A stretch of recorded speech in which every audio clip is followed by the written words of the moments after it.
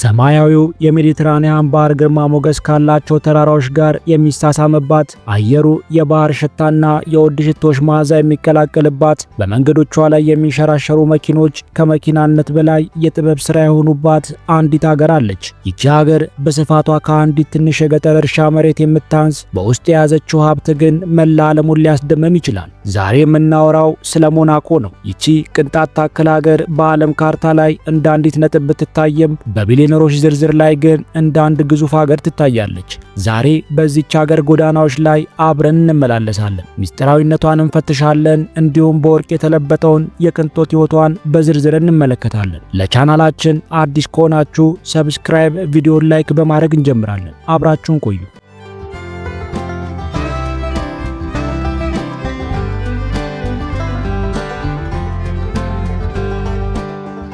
ሞናኮን ልዩና ድንቅ የሚያደርጋት የመጀመሪያውና ትልቁ ሚስጥር በቃላት ሊገለጽ የማይችል አስገራሚ ተቃርኖዋ ነው። በአንድ በኩል ስትመለከቷት እጅግ በጣም ጥቃቅንና በካርታ ላይ እንደ አንዲት ነጥብ የምትታይ ብትሆንም፣ በሌላ በኩል ደግሞ ተዝቆ የማያልቅ ግዙፍ ሀብት የታመቀባት የምድራችን ቁንጮ ናት። የዚችን ሀገር ዜጎች በሙሉ ጠራርጋችሁ በአንድ ስቴዲየም ብትሰበስቧቸው እንኳን የስቴዲየሙን ግማሽ ወንበር መሙላት አይችሉም። ነገር ግን የሚያስገርመው ነገር በዚች ምድር ላይ ተራ ሰው ወይም መካከለኛ ያለው ገቢ ግለሰብ ማግኘት ልክ እንደ ጥቁር አንበሳ ብርቅ ነው። እዚህ ሀገር ድህነት የሚለው ቃል ከመዝገበ ቃላቱ ከተፋቀ ቆየት ያለ ይመስላል። ከእያንዳንዱ 10 ነዋሪዎች መካከል 4 የናጠጡ ሚሊዮነሮች ናቸው። ይህም ማለት በሞናኮ አንጸባራቂ ጎዳናዎች ላይ ስትራመዱ ትከሻችሁን በትከሻ የሚላተመው ሰው በሚሊዮን የሚቆጠር ዶላር በባንክ አካውንት ውስጥ የያዘ ባለጸጋ መሆኑን ማወቅ አለብዎ። የዚች ሀገር አጠቃላይ ስፋት 2 ስኩዌር ኪሎ ሜትር ብቻ ነው። ለንጽጽር ያህል ቦሌ ወይም ፒያሳ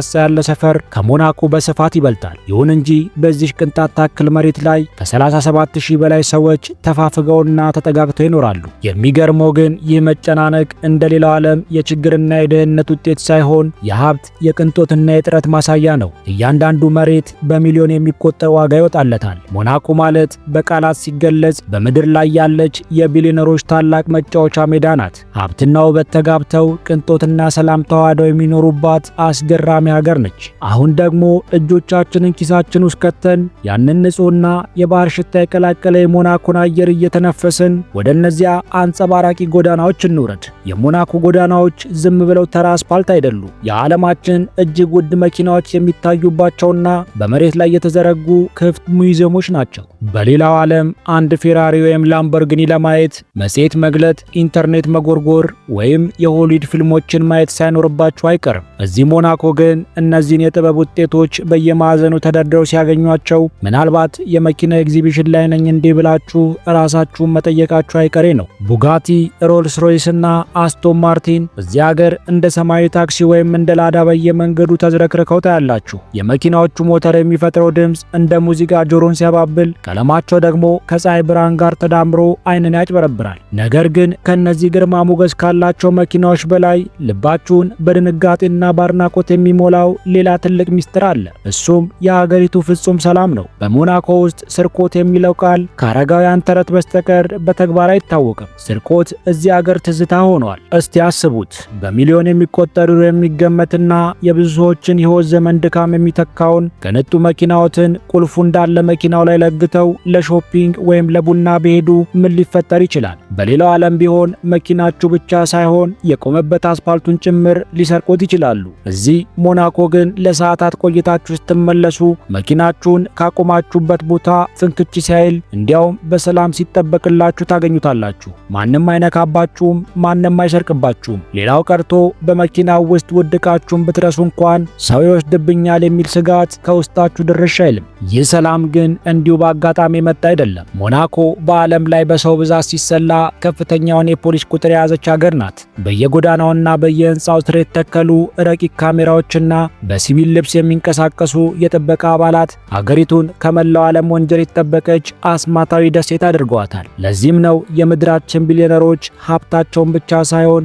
ሕይወታቸውን አምነው እዚች ምድር ላይ የሚረግጡት። ወደ ሞናኮ ለመግባት ከፈለጋችሁ ምርጫችሁ መሬት ሳይሆን አየር ሊሆን ይገባል። ምክንያቱም እዚህ ሀገር አገባቡ ራሱ የክብር መገለጫ ነው። ሞናኮ በስፋት እጅግ በጣም ጠባብ ከመሆኗ የተነሳ ግዙፍ አውሮፕላኖችን የሚያሳርፍ ኤርፖርት የሚሆን መሬት የላትም። እናንተ የናጠጣችሁ ቢሊነሮች ከሆናችሁ የግል ጀታችሁን ጎረቤት ፈረንሳይ በሚገኘው የኒስ ኤርፖርት ላይ በክብር ታሳርፉታላችሁ። ከዚያ ግን በመኪና ተንገላቶ መምጣት ለእናንተ ክብር አይመጥንምና ከአውሮፕላኑ እንደወረዳችሁ በሞናኮ ሰማይ ላይ የሚቀዝፉ ሄሊኮፕተሮች ይጠብቋችኋል። በሌላ ዓለም ሄሊኮፕተር መሳፈር ትልቅ ዜና ሊሆን ይችላል። እዚህ ሞናኮ ግን ሄሊኮፕተር ልክ እንደ ተራ ራይድ ወይም ፈረስ ነው። ከፈረንሳይ ተነስታችሁ በ7 ደቂቃ ውስጥ የሜዲትራኒያን ባህር ሰማያዊ ውበት እያስጎበኙ የሞናኮ እምብርት ላይ በሚገኘው የሄሊኮፕተር ማረፊያ ላይ በኩራት ያሳርፏችኋል። ልክ ከሄሊኮፕተር ወርዳችሁ ወደ ከተማዋ እምብርት ስትዘልቁ ደግሞ ግርማ ሞገሱን ተላብሶ የሚጠብቃችሁ የቅንጦት ዓለም ተምሳሌት የሆነው ሆቴል ደ ፓሪስ ነው። ይህ ሆቴል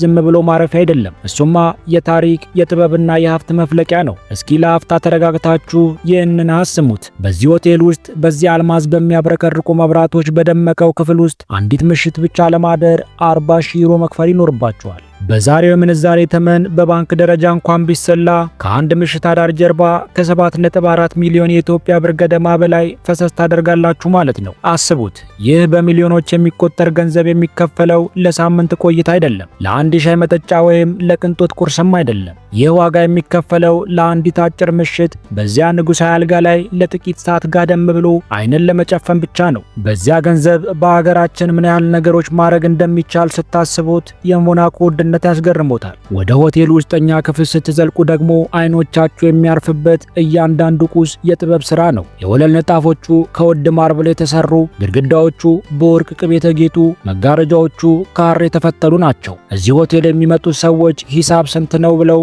መቼም አይጠይቁ። ምክንያቱም ለነሱ ገንዘብ ቁጥር ብቻ ነው።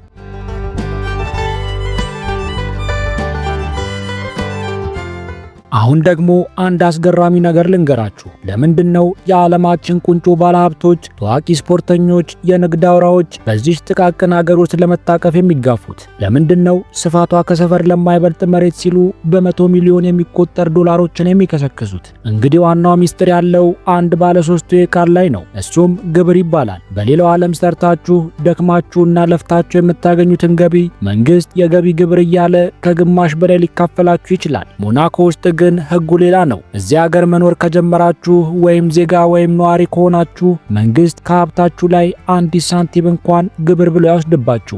ነገር ግን ወደዚህ ገነት ለመግባትና የዜግነት ካርድ ለመያዝ የሚደረገው ጉዞ ልክ እንደ ሰማይ የራቀና እጅግ አድካሚ ነው። የሞናኮ ዜግነትን ማግኘት በዓለም ላይ ካሉ ነገሮች ሁሉ አስቸጋሪው ሳይሆን አይቀርም። በዓመት ውስጥ ከሺህ የሚቆጠሩ አመልካቾች መካከል በልዑሉ ቀጥተኛ ውሳኔ ዜግነት የሚሰጣቸው ሰዎች 5 አይበልጡ። አንዳንዴ ደግሞ በዓመት ለአንድ ሰው ብቻ ሊሰጥ ይችላል። ለመሆኑ ዜግነት ለማግኘት የሚጠየቀው የመግቢያ ፈተና ምንድን ነው? መጀመሪያ ሞናኮ ውስጥ ቤት መግዛት ይኖርባችኋል። ነገር ግን ቤት ሲባል ተራ ቤት እንዳይመስላችሁ። በሞናኮ አንድ መኝታ ቤት ያለው አነስተኛ አፓርታማ ለመግዛት በሚሊዮን የሚቆጠር ዶላር ማውጣት ግድ ይሎታል። ግዙፍና የቅንጦት ቤት ከፈለጋችሁ ደግሞ በ100 ሚሊዮኖች የሚቆጠሩ ዶላሮችን መክፈል ይኖርባችኋል። ይህ ብቻም አይደለም። ቀጥሎ ሞናኮ ውስጥ በሚገኝ ባንክ ውስጥ በሚሊዮኖች የሚቆጠሩ ዩሮ ጥሬ ገንዘብ እንዳላችሁ፣ ራሳችሁን ችላችሁ መኖር እንደምትችሉ ማረጋገጥም አለባችሁ። ይህ ማለት ገንዘብ ለእናንተ አሸዋ መሆን አለበት ማለት ነው። ከዚያ ሁሉ መስፈርት በኋላ ደግሞ ለተከታታይ 10 ዓመታት በሀገሪቱ ውስጥ ነዋሪ ሆናችሁ መቆየት ይኖርባችኋል። ባጭሩ ሞናኮ ማለት ለሀብታሞች ብቻ የተሰራች በወርቅ የታጠረችና ለተመረጡ ጥቂት ሰዎች ብቻ የተከፈተች ዓለም ናት። እዚያ ለመግባት ሀብታም መሆን ብቻ አይበቃም። እጅግ በጣም ሀብታም መሆንና የዚያ ማህበረሰብ አካል ለመሆን የሚጠይቀውን መስዋዕትነት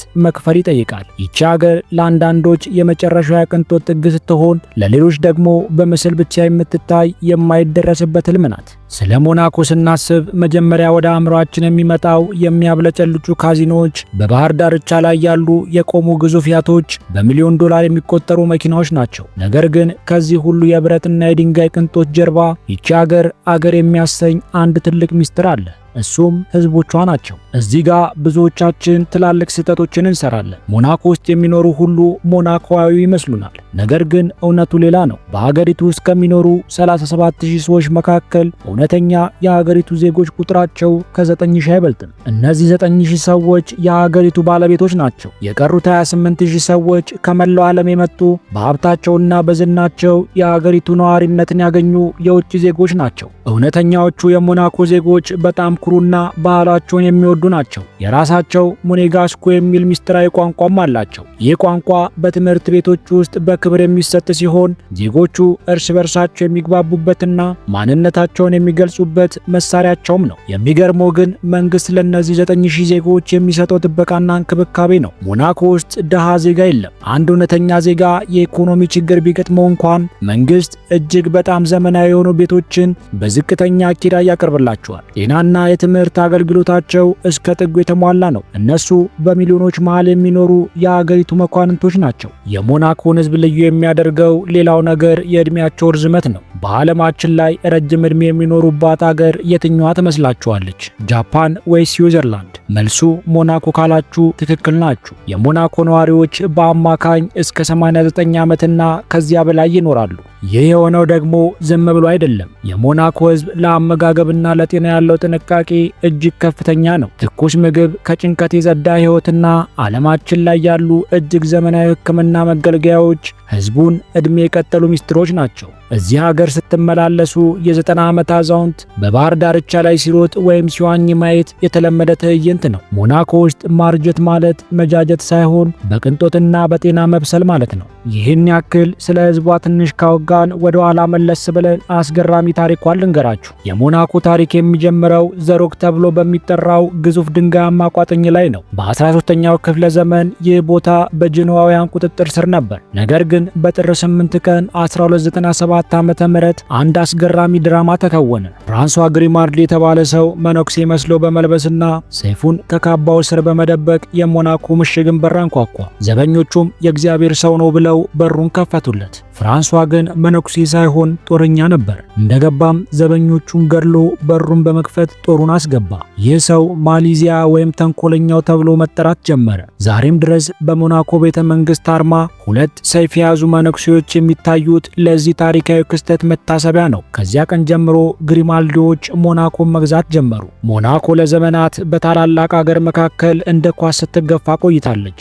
ፈረንሳይ፣ ስፔንና ጣሊያን ይችን ስልታዊ ቦታ ለመቆጣጠር ብዙ ሞክረዋል። በተለይ በፈረንሳይ አብዮት ወቅት ሞናኮ በፈረንሳይ ተወራ ነፃነቷን አጥታ ነበር። ነገር ግን ግሪማልዲዎች ተስፋ አልቆረጡም። በዲፕሎማሲያዊ ጥበብና በትዕግስት ሀገራቸውን ከፈረንሳይ ጋር በገቡ ስምምነት ነፃነቷን አስመለሱ። ይሁን እንጂ በ1860ዎቹ አጋማሽ ላይ ሞናኮ 95 በመቶ የሚሆን መሬቷን ሚንተንና ሮክብሩ የተባሉ ከተሞችን ለፈረንሳይ አሳልፋ ሰጠች። በዚያም ጊዜ ሞናኮ እጅግ በጣም ድሃና ተስፋ የቆረጠች ሀገር ነበረች። ሀገሪቱ በድህነት አፋፍ ላይ ያለች ልዑል ቻርልስ ሳልሳዊ አንድ አደገኛ ብልህ ውሳኔ ወሰነ። ግብርናና መሬት ከሌለን ዓለምን ወደኛ የምንጠራበት ሌላ ነገር መፍጠር አለብን አለ። እናም በ1863 ዓመተ ምህረት ዝነኛውን የሞንቴ ካርሎ ካዚኖን ከፈተ። መጀመሪያ ላይ ብዙዎች ተጠራጥረውም ነበር። ነገር ግን ባቡር ወደ ሞናኮ መግባት ሲጀምር የአውሮፓ መኳንንትና ባለሀብቶች ወደዚች ሀገር መክተም ጀመሩ። ገንዘብ እንደ ጎርፍ መፍሰስም ጀመረ። ሀገሪቱ በካዚኖ ከማግኘቷ የተነሳ ልዑል ቻርልስ ለዜጎቹ ከእንግዲህ ግብር አትከፍሉም ብሎ አወጀ። ሞናኮ ከድህነት ወደ ቅንጦት የተሸጋገረችው በዚህ ውሳኔ ነበር። በ20ኛው ክፍለ ዘመን ሞናኮ ወደ ዓለም አቀፍ ዝና የሰቀላት ሌላ ታሪክ የልዑል ሬኔር ሳልሳዊና የሆሊውድ ተዋናይቷ ግሬስ ኬሊ ጋብቻ ነበር። በ1956 ዓመተ ምህረት የተፈጸመው ይህ የተረት ጋብቻ መላው ዓለም ሞናኮ እንዲመለከት አደረገ። ግሬስ ኬሊ ለሀገሪቱ አዲስ ግርማ ሞገስና ውበትም ሰጠቻት። ልዑል ሬኔር ደግሞ የህንፃው ልዑል ዘ ቢውልደር ፕሪንሰስ ተብሎ ይጠሩ ነበር። ሀገሪቱ እንዳትጨናነቅ ባህሩን በማድረግ መሬት ማስፋፋት የጀመሩት እሳቸው ናቸው። ዛሬ የምናያቸውን ረዣዥም ህንፃዎችና ዘመናዊቷን ሞናኮ የእሳቸው ራዕይ ውጤቶች ናቸው። ዛሬ ሞናኮ በልዑል አልበርት ሁለተኛ እየተመራች ትገኛለች። ከ800 ዓመታት በፊት በመነኩሴ ልብስ የተጀመረው ተንኮል በድህነትና በፈተና ያለፈችው ይቺ ሀገር ዛሬ የሰው ልጅ የጥበብ ጽናት ምልክት ሆናለች። ታሪኳ የሚያስተምረን ትንሽ መሆን ደካማ መሆን አይደለም፣ ሞናኮ ከድንጋያማ ምሽግነት ተነስታ የዓለም የሀብት ማማ ላይ ለመድረሷ የአውሮፓ ታሪክ ውስጥ እጅግ አስገራሚ ታሪክ ያደርገዋል። ዛሬ ስለዚህች አስደናቂ ሀገር ይዤላችሁ የመጣሁት ቪዲዮ እዚህ ላይ ያበቃል። እናንተስ በሚሊዮን የሚቆጠር ዶላር ቢኖራችሁ ሞናኮ ሄዳችሁ መኖር ትፈልጋላችሁ ወይስ ሀገራችሁ ላይ ተራ ህይወትን መምረጥ ትመርጣላችሁ? ሐሳባችሁን ኮሜንት ላይ አጋሩ። ቪዲዮን ከወደዳችሁት ላይክ እና ሰብስክራይብ አድርጉ። በሌላ ቪዲዮ እስከምንገናኝ ቸር ቆዩልኝ።